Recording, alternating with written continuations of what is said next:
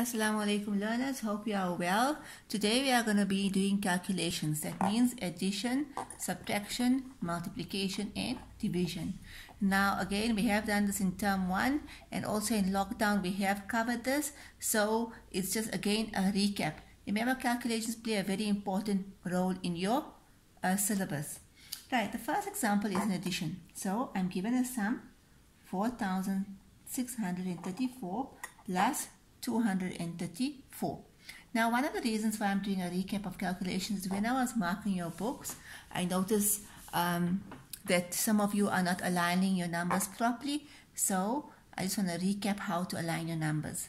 Firstly, you're going to write your first number on the top, 4,634, right? Plus sign. Many of you are not writing the plus sign. Okay, so the plus sign is very important. 234. Now, I cannot write 234 here. Why? Because this is my units, this is my tens, this is my hundreds. Here's units, here's tens, here's hundreds. So can you see that it's not in the correct column? Okay, so I'm going to write 234, right? The other thing I notice is you are not using your lines. Remember, this is your equal to sign. You must put a line when you're doing a calculation. So 4 plus 4 is 8, 3 plus 3 is 6, 6 plus 2 is 8, 4 plus nothing is 4. That will be a addition. Now we're going on to a subtraction.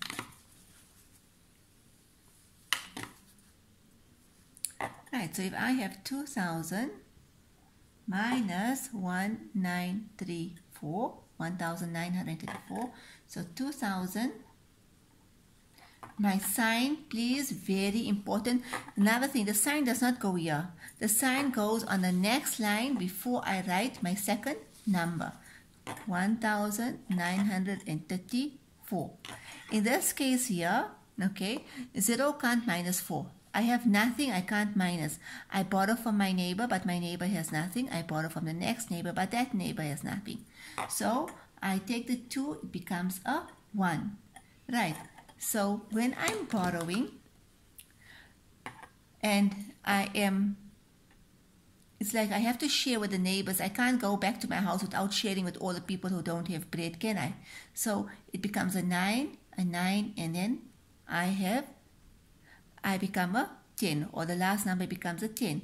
Another way to look at it is that, you know what, you got so much of barakat from sharing, so you know what, you got the most. So 10 minus 4 is 6, 9 minus 3 is 6, 9 minus 9 is 0, 1 minus 1 is 0. Remember, the inverse of addition is subtraction, the inverse of subtraction is addition. So I can always check my answer. And how will I check it? 6 plus 4 gives me 10, put down a 0, carry the 1. 6 plus 1 is 7 plus 3 gives me 10, carry the 1. 9 plus 1 is 10, carry the 1. 1 plus 1 is 2. So always check your answers. Remember, you want every 2 marks count. So every calculation is more or less 2 marks, so every mark counts. Now we go on to multiplication. Right? We're first starting with a single digit. So if the sum is given to you like this, the double digit goes on the top. Again, multiplication sign. Another common mistake I'm noticing is some people are putting the multiplication sign there. Other people are missing a line and putting the multiplication sign there and putting the other number here. Another mistake I'm noticing is, I'm going to show you now when I write the answer. Right, double digit times single digit. Also work away from the margin. If this is the margin, work a few blocks away from the margin, because when I was marking, a lot of the learners, their answers was going into the margin like this, which is not right. So 7 times 4 is 28. Put down the 8, carry the 2. 7 times 2 is 14, plus the 2 is 7 times 2 is 14, plus the 2 is 16. Right. Notice my numbers, how they are aligned. Now, the common mistake that I am noticing is that learners are writing their answers like this here. Okay, let me write it in another color so you can see. Right. Where you are writing your number here, there's no numbers here. right? Where you're writing your answer, where you're writing your units, there's no numbers here. So it doesn't make sense that you're writing your answer letters. It must be aligned according to what you are writing. Right, let's go on to a division. Right, if I have something like 216 divided by 2, right? 2 on the outside, my house, 216 on the inside, right? 2 we're going to 2 once. 2 we're going to 2 once. Can 2 go into 1? No, it can't, right? So I put a 0.